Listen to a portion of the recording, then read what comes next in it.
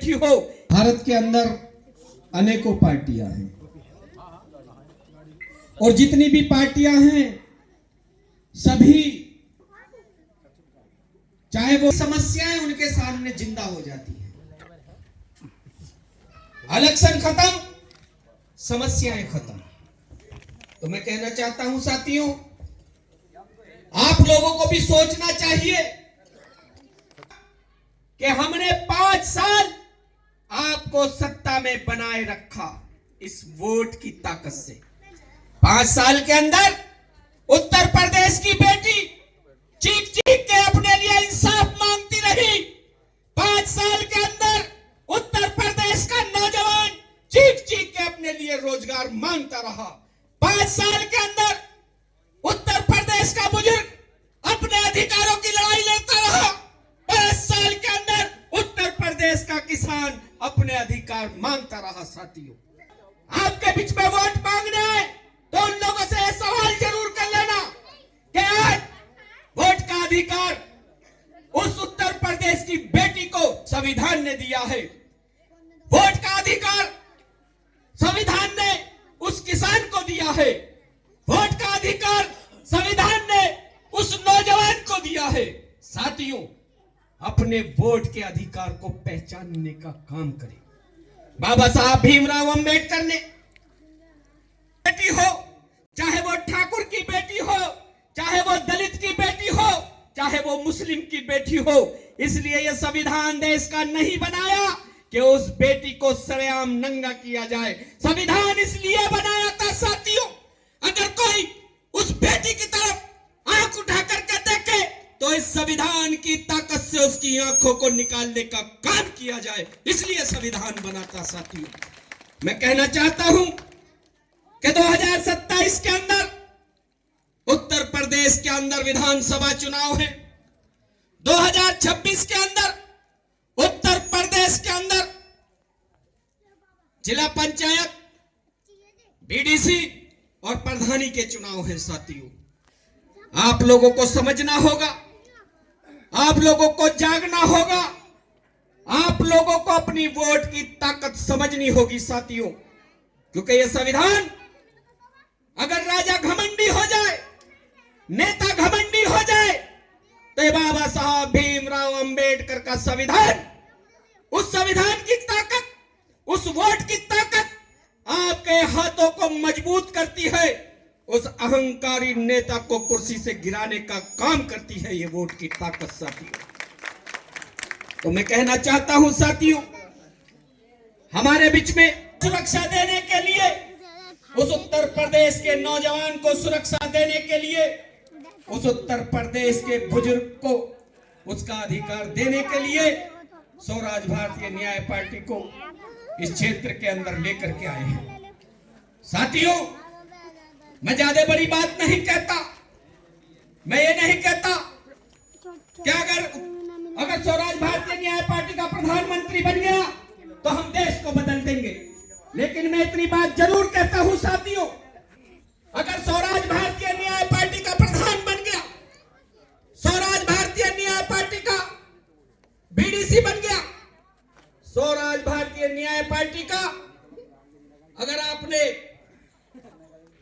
जिला पंचायत चुन के भेजा, तो मैं दावे के साथ कहता हूं साथियों, अगर हम उत्तर प्रदेश को नहीं बदल सके तो जिस गांव का प्रधान बनेगा उस गांव की व्यवस्था को बदलने का काम जरूर करेंगे। साथियों, जिस क्षेत्र का जिला पंचायत बनेगा उस क्षेत्र की समस्याओं को सुलझाने का काम जरूर करेंगे। साथियों, तो मैं कहना चाहता हूं साथियों, हमें आने वाले 2026 के अंदर माननीय राष्ट्रीय अध्यक्ष मास्टर इंद्रजीत की पार्टी को सपोर्ट करना चाहिए।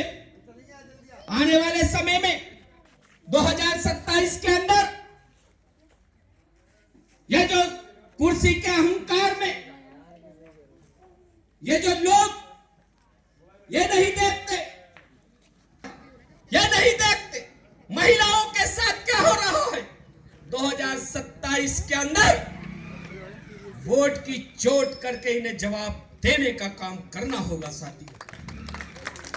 तो मैं कहना चाहता हूं साथियों, आप लोगों को स्वराज भारतीय न्याय पार्टी का साथ देना चाहिए। जो लोग प्रधानी लड़ने के इच्छुक हैं, जो लोग बीडीसी लड़ने के इच्छुक हैं, जो लोग जिला पंचायत लड़ने के इच्छुक हैं, वो लोग निकल करके बाहर आए। मैं अपनी बात यही समाप्त करना चाहता हूं साथियों, और मैं साथ के साथ अपने राष्ट्रीय अध्यक्ष माननीय मास्टर इंद्रजीत सिंह जी से कहूंगा कि वो आए और अपने विचार रखे। जोर स्वागत करें साथियों। बहुत बहुत धन्यवाद, बहुत बहुत शुक्रिया। जय हिंद, जय भारत, धन्यवाद। भारत माता की, भारत माता की। आज इस बिजोली गांव में स्वराज भारतीय न्याय पार्टी का कैडर कैंप लगाया, और आप लोगों ने जिन्होंने लगवाया, बहुत बहुत आभार व्यक्त करती है स्वराज भारतीय न्याय पार्टी। साथियों, स्वराज भारतीय न्याय पार्टी की स्थापना विशेष परिस्थितियों में हुई। हमने सारी राजनीतिक पार्टियों को देखा, लेकिन देखने के बाद ये परखा भी कि उनकी नीति और नीयत में फर्क है। इन सब का निचोड़ निकालते हुए स्वराज भारतीय न्याय पार्टी की स्थापना की। स्वराज भारतीय न्याय पार्टी दलित मूवमेंट पर काम करती है।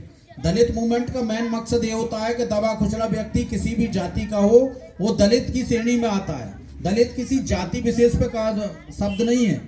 दलित सामूहिक तरीका से एक शब्द है संघात्मक, एक होता है एकात्मक, एक होता है संघात्मक। तो संघात्मक की श्रेणी में आता है, जितनी जातियां हैं वो इसमें आती हैं, चाहे वो किसी भी कैटेगरी का है। ब्राह्मण दबा कुचला है तो वो भी दलित की श्रेणी में आता है, ठाकुर दबा कुचला है तो वो भी दलित की श्रेणी में आता है, किसी जाति विशेष का नहीं। साथियों, स्वराज भारतीय न्याय पार्टी अनिवार्य शिक्षा पर काम करती है, समतामूलक समाज पर काम करती है, समान शिक्षा पर काम करती है, और भ्रष्टाचार मुक्त लोकतंत्र पर काम करती है। जो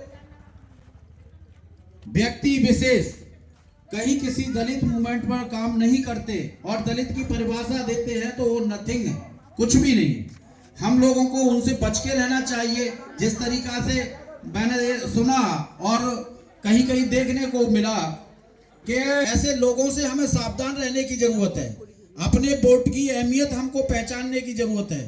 तो आप लोग इस स्वराज भारतीय न्याय पार्टी के माध्यम से इस मुहिम को चलाने का काम करें, और कोई भी व्यक्ति किसी भी कैटेगरी का अगर दमंग तरीका से किसी व्यक्ति को धमकाने का काम करता है, किसी के साथ में अत्याचार करने का काम करता है, तो उसको अंदर कराने का काम स्वराज भारतीय न्याय पार्टी करेगी। आपको डरने की जरूरत नहीं, घबराने की जरूरत नहीं। स्वराज